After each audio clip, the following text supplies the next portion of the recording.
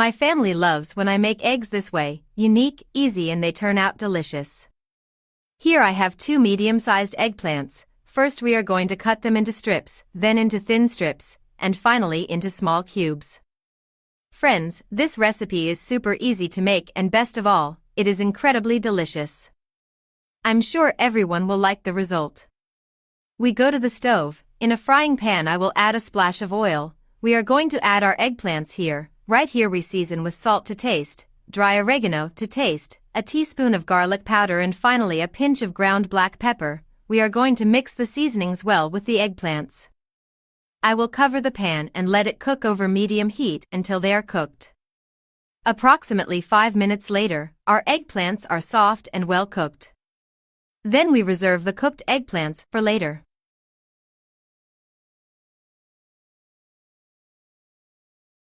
We are going to cut a purple onion into very small cubes. I like to first make some vertical cuts and then some horizontal cuts. This way we have some very small cubes.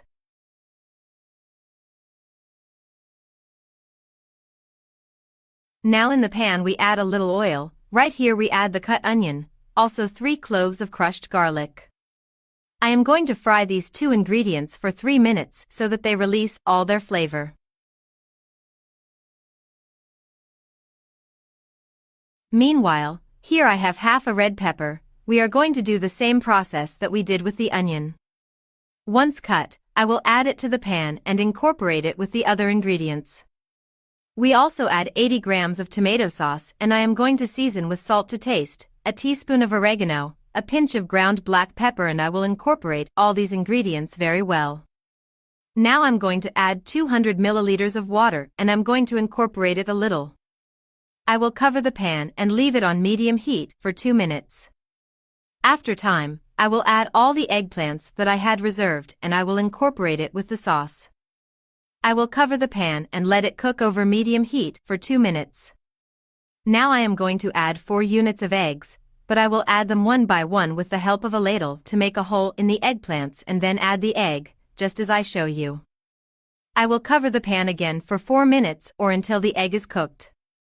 When the egg is cooked, I will add a little grated mozzarella cheese to give it a special touch and let it cook over low heat until the cheese melts. Finally, I'm going to add a little finely chopped fresh cilantro. And voila, our delicious eggplant and eggplant recipe is ready. We just have to serve and enjoy this tasty recipe.